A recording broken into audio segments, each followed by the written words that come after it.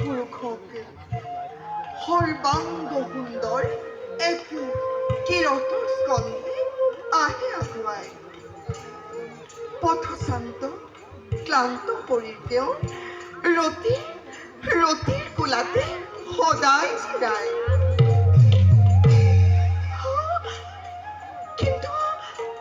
কিন্তু আচৰিত শংকিত মনে যেনে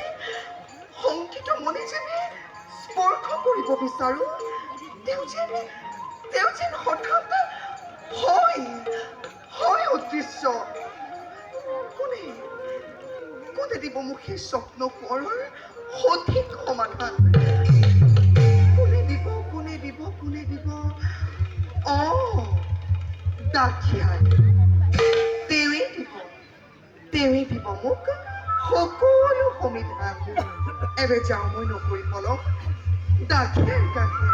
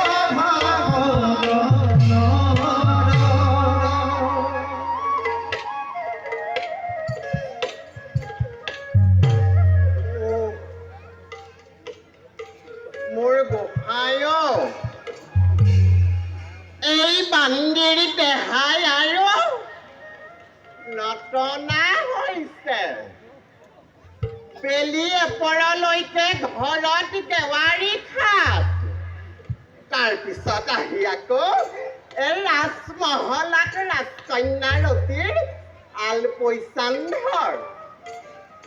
তাহানিতে মোৰ কোন হেন দেহা আছিল। কিন্তু এই ঘৰ কেলে হোৱা বুঢ়াটোলৈ আজি ফপৰীয়া হলো।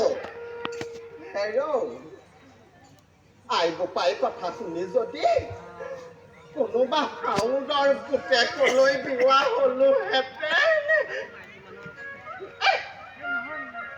বুঢ়ী বয়সত জানো এইবোৰ কথা ভাবি কিবা লাভ? বুকুৰ কুটুম মোৰ চেনেহৰ পোনাটোকে লগত লৈ কটাম জীৱন। তাকনো বাৰু কোনফতে এৰি থাকিব পাৰো।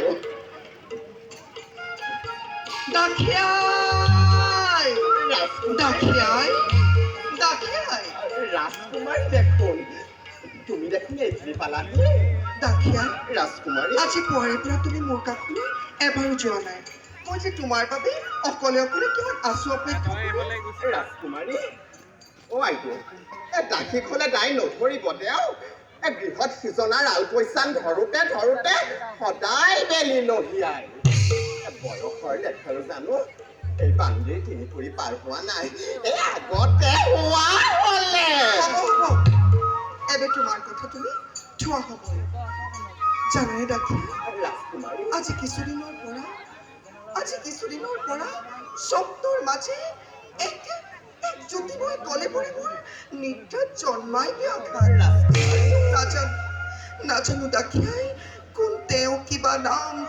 পৰিচয় কিবাদৰে লভিম সাক্ষাৎ মই সেই আনন্দ বদনৰ আৰু কিয় বাৰু একে স্বপ্ন দেখো প্ৰতিনিধি মই আই দেহি বুজিছো আমাৰ ৰাজকুমাৰী যৌৱনজ্যোতিয়ে কোনো অন্য পুৰুষক কৰিছে মুগ্ধ এতিয়া কেৱল দিঠকত আহি দেখা দিবলৈহে বাকী আছে হ'ব কি যে কোৱা তুমি এই দুৰ্বলক্ষণত নাজানো দাক্ষাই কিবা নাম কিবা পৰিচয় কিদৰে লভিম সাক্ষাৎ মই আনন্দ বদনৰ জানে দাক্ষাই ৰাজকুমাৰী শিহৰিত তনু মোৰ অসীম স্পৰ্শী পাৰা যদি আনি দিয়া সেই শব্দৰ গৌৰৱ ধৈৰ্য ধৰা ৰাজকুমাৰী মনে মোৰ কয় অচিৰেই আহিব তোমাৰ সপোন পোৱাৰ দিঠকত তোমাক দিবহি দেখা অৱশ্যে বিৰহ বেদনা কি ময়ো বুজি পাওঁ যৌৱন থাকোঁতে সিজন আহিব বুলি কিমান যে বাট চাই আছিল মই ৰতি পিতা কোৱা পিতা কিবা সেইটো অপৰাধ ক্ষমে আমাৰ কাষে তোমাৰ হ'ল আগমন নহে ৰতি কাৰ্য বিশেষ পিতা আই কোৱা পিতা আপোন ঈশ্বৰ জাপি শৈশৱ কাল যৌৱনত প্ৰাপ্ত হ'লাহি তুমি শাস্ত্ৰই কয় কন্যা হ'লে দিব লাগে চাই যজ্ঞব সেয়েহে ইচ্ছা কৰোঁ মই আয়োজন কৰোঁ আছিলেই তোমাৰ সয়ম্বৰ অৱশ্যে আছে যদি তোমাৰ কোনো যজ্ঞবৰ নিৰ্ভয়ে ব্যক্ত কৰাই পিতাৰাৰ সন্মুখত নৈবেদ্যৰে জনাই সম্ভাষণ সমৰ্পণ কৰিম তোমাক পিতা কোৱাই তোমাৰ হৃদয়ৰ আগলোৱালে ৰতিকে তুলি তালি কৰিলা ডাঙৰ পিতা ৰতিৰ মনে নাই আৰু অন্য কোনোজন সেয়েহে পিতা নোৱাৰো তেজিব মই তোমাৰ মৰম সেইবাবে দিয়া অনুমতি কিছুদিন থাকো মই তোমাৰ কাষত পিতা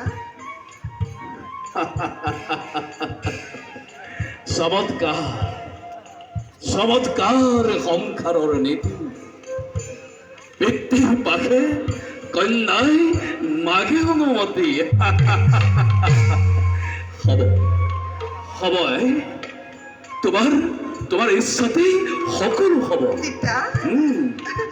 পিতা কোৱা মোৰ তোমাৰ ওচৰত আৰু কি আছে ক্ষুদ্ৰ অনুৰোধ পিতা অকলে নিৰলে থাকি এই কাৰেণৰ মাজত বৈৰাগ্য ভাৱ মোৰ জাগিছে মনত সেয়েহে পিতা ইচ্ছা হয় মোৰ অৰণ্য ভ্ৰমণৰ অৰণ্য ভ্ৰমণ পিতা কোৱা দিবানে অনুমতি ভৰ যৌৱন তুমি এনে ক্ষণত অকলে অৰণ্য গমন তোমাৰ বাবে নহয় উচিত হ'ব পাৰে তাত তোমাৰ নানা অমংগল অৱশ্যে তোমাৰ ইচ্ছাত মই নজন্মাও ব্যাঘাত লগত লৈ দক্ষপুৰীৰ সৈন্য সামন্ত অচিৰেই যাত্ৰা কৰিবাই অৰণ্যৰ ক্ষেত্ৰত আখি মহাৰাজ ৰতিৰ সহায়ৰ ক্ষেত্ৰত তুমিও অৰণ্যলৈ কৰিবা গমন ভাল মহাৰাজ এবে বলাই যাওঁ আমি অন্তেপুৰে বলক পিতা আহাই